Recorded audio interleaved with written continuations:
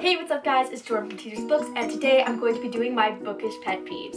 I'm not trying to hate on books, there's just a few things that bug me just a little bit with publishing and just books in general. So let's get into it. First is prices. Oh man. If you ever live in Canada, just let me tell you that really consider, because it is super expensive to buy anything here, especially books. Books in Canada in general are always about $2 or $3 more expensive than in the United States. And I get that you have to ship them up here, but really it's like something that really shouldn't have that much more of a money difference to it. So I have a few examples. Most hardcover books, if they're $19.99 in the States, they're about $21 to $25 in Canada. That's a lot of money.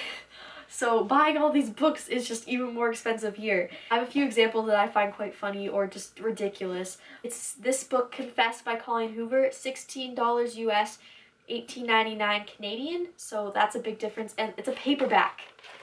I don't get why her books are so expensive. The next one I have, I laugh every time I see this because it's just hilarious. I've never seen this before except on this book. This is Life as We Knew It by Susan Beth Pfeffer? I don't know.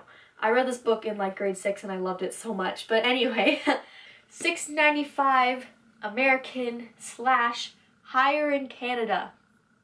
Higher in Canada. So how much is it? Really? Where's the price? Oh, it does it again. It does it on this one too. Why is there a sticker on this? It says higher in Canada. Again, on the third book. What's with this? The second bookish pet peeve that I have is cover changes / height changes / anything changing about the physical book. It drives me crazy because it doesn't look nice on the shelf, and that's half of the book buying is putting it on your shelf. Let's be honest here. Also, paperbacks versus hardcovers. So a lot of the times I buy the first 2 books in a trilogy, for example, because they're already out and they're already in paperback, and then I want to read the third book the minute it comes out. And in Canada, the hardcover comes out and then you have to wait another year for the paperback. An entire year. 2 more years to read the final book in a trilogy. It's just stupid. So I have a lot of books where I have paperback, hardcover over and over and over again. Let's see. I have the Mortal Instruments series. The entire series is in paperback except for Sitting Heavily Fire. And in the French Kiss trilogy, I don't have the second one on me right now, but paperback, hardcover. Divergent, same thing. Fire Dyer, same thing.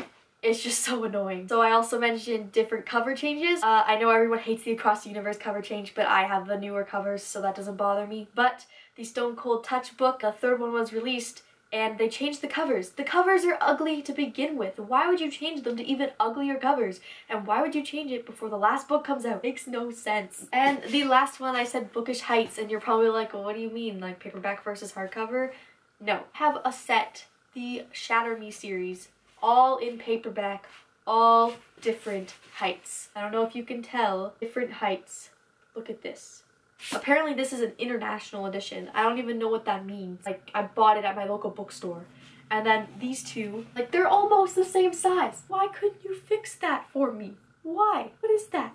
What is that? And they're such beautiful books. Why would you do this to me?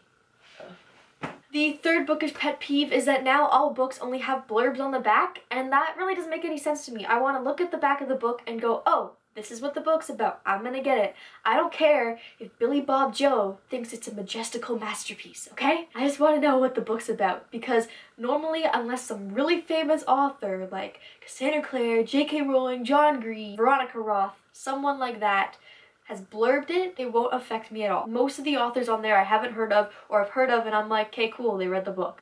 Put the description on the back of the book, please. Number 4 is really ugly or majestical / sexy covers. It's a young adult thing. I doubt that really changes my opinion. Sure, the Mortal Instruments, the first one, has shirtless guy's chest on it. I didn't buy it because of that. I bought it because everyone said it was a good book. Although I don't really like the new covers that they did. I find them kind of boring, especially since the Mortal Instruments is such a big series. Anyway, that's a whole nother different video. Jennifer L. Armentrout is a perfect example because her books are amazing and her covers are downright ugly. And then they had the Lux series, which had decent covers. They're like romance covers, so they're kind of like, they shouldn't be a young adult, really. Then they redid the covers, and I think they're even worse. Well, not worse. I don't know, they didn't get any better. I would have done some weird like graphic thing. I think like that, I do graphic design. But anyway, I just think that if you're gonna design a cover, don't make it really corny and cheesy. Make it something that's eye-catching. Like, if you just have a person on the cover, it's like any other Sarah Dessen book on the shelf. The fifth thing that I have to talk about is that stupid line. Like, Christine from Home Bananas Books pointed it out, and now I can't like not see it every time it's in a book. I let go of the breath I didn't realize I was holding. You would die. Okay? If I ever write a book, I'm never gonna put that in because it just drives me crazy. I don't get why people think it's such a good line. The only time it made sense was in Jennifer L. Armentrout's book because he actually doesn't need to breathe. Damon Black, by the way. He doesn't need to breathe. So that's perfectly fine. Where a normal human being has to release and intake breath to survive. So I don't. And the last thing that I have to talk about today is bookstores never having books. This is a huge problem for me since I'm at Chapters a lot. I'm not going to reference Chapters because Chapters is normally pretty good with keeping their books in stock, but Barnes & Noble is a different story. I go to Barnes & Noble in the States because sometimes they have different books in Canada than they do in the States, or they have different versions. For example, I wanted Hex because in the hardcover edition in the US, it has like, it's all decorated, where it's not in Canada. I don't know why. Still haven't gotten it because Barnes & Noble never carries any of their stupid books. I'm gonna tell a story from about Barnes & Noble. Sit down, have a cup of tea. This might take a while. Not really. I went into Barnes & Noble looking for some books and they didn't have them, and I find it really weird because their shelves look really empty. It's like they don't want to have books there and it's a bookstore. Instead of their books being laid out this way, they're laid out like this, like stacked in front of each other. And I get that people like seeing the covers. You can't store as many books that way, which means less books are more likely that they're not there.